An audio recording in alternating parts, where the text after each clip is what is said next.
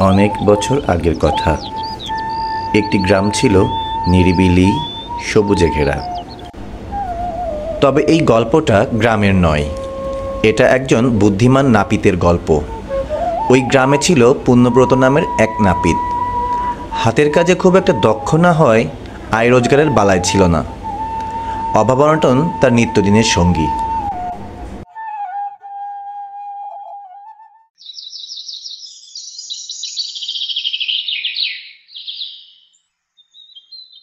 এই পাব্রত, এই দাড়ি কাটিস ঠিকঠাক, নইলে কানটা ফালা ফালা করে দেব। কি কেটেছিস এটা? বেটা কি কেটেছিস?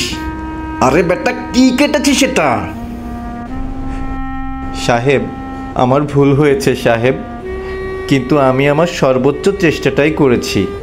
সাহেব, আমার পাওনাটা দিয়ে দিন সাহেব। তোর সাহস তো মন্দ নয়, আবার টাকা চাস?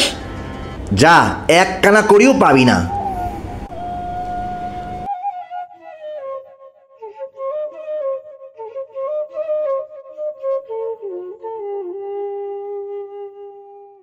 আজও কিছু আনোনি? খালি হাতে ফিরেছ? এইভাবে কি সংসার চলে? চারিদিকে দেনাতে ভরা, মুদির দোকানেও আর চাল ডাল বাকিতে দেবে না বলে দিয়েছে। বাচ্চাগুলো কাল থেকে উপোস হয়ে আছে। আমি যে আর পারছি না এ সংসারের ঘানি টানতে। কিছু একটা করো, তা না হলে যেদিকে দু চোখ যায় আমি চলে যাব। আমি তো চেষ্টা করি, সত্যিই চেষ্টা করি, তবুও যেন কিছুতেই কিছু মেলাতে পারছি না। এই দুনিয়াতে যেন ভালো মানুষের কোনো ভাত নেই। তোমার চেষ্টা দিয়ে আমি কি করব? হ্যাঁ, কি করব? দুবেলা দুমুঠো খাবার তাই জোটাতে পারো না? শুনে রাখো, আমি আর সহ্য করতে পারবো না। তুমি যদি কিছু না করে দেখাও তবে।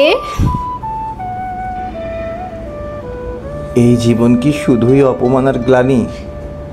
যেদিকে দু চোখ যাবে আমি সেদিকেই চলে যাব।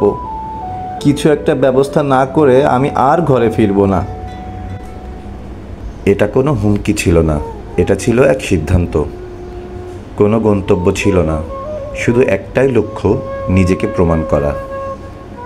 শেষে সে পৌঁছালো এক গভীর বনের ধারে। সেখানে একটি বড় গাছের নিচে সে বসে আছে। ভাগ্যদেবী, আমি কি সত্যিই কোনো সুযোগ পাইনি? আমাকে একটা রাস্তা দেখাও। আমি আমার পরিবার নিয়ে দুবেলা দুমুঠো খেয়ে বাঁচতে চাই। সে জানতো না এই গাছ ছিল এক ভূতের বাসস্থান।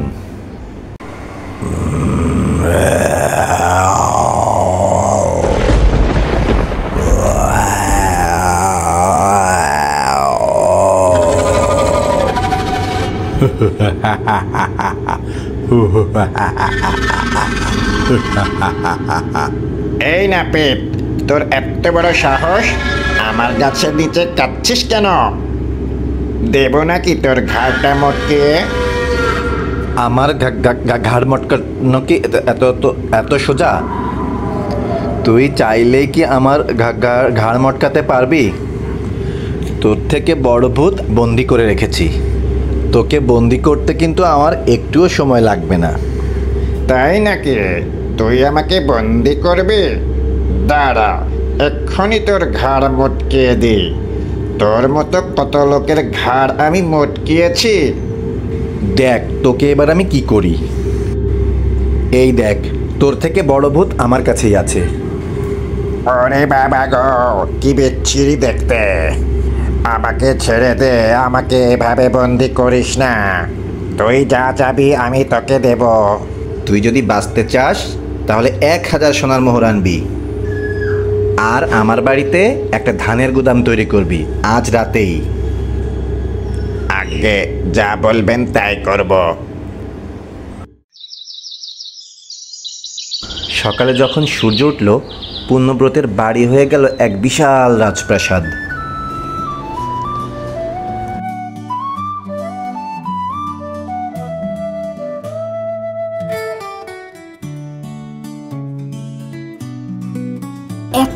ধন, এত কিছু তুমি কোথায় পেলে? সাহস আর বুদ্ধি থাকলে সবই সম্ভব।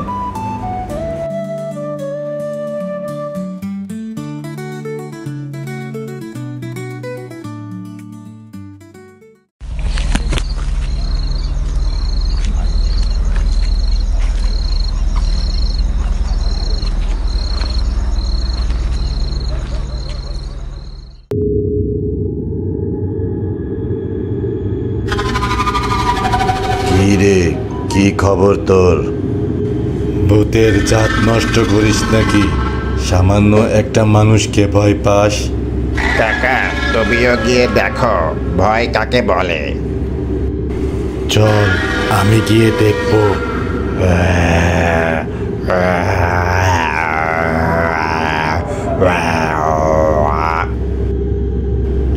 কি রে, আর একটাকেও সাথে করে এনেছিস? দাঁড়া, ওটাকেও আটকে রাখছি। তুই আমাকে কখনোই আটকে রাখতে পারবি না। খামোখা এত কথা কেন বলছিস? এই যে ভূতের কাকা যেই না আয়নায় নিজের মুখ দেখেছে, অমনি তার হাত পা পেটের মধ্যে সে দিয়েছে। ও বাবা গো, আমিও তোমার কাজ করে দিচ্ছি। আর সন্দেহ করব না। আরেকটাও গোলা করে সেটাতে ধানের বদলে চাল ভরে দিচ্ছি। তবুও আমাকে ছেড়ে দিন। এইভাবে দুটো রাত পোহাতে না পোহাতেই নাপিত বড়লোক হয়ে গেল, হয়ে উঠল গ্রামের সবচেয়ে ধনী সম্মানিত মানুষ। তার স্ত্রীও বদলে গেল, অপমানের জায়গায় এলো ভালোবাসা। তারপর স্ত্রী ছেলেপুলে নিয়ে বাকি জীবনটা সে সুখেই কাটালো।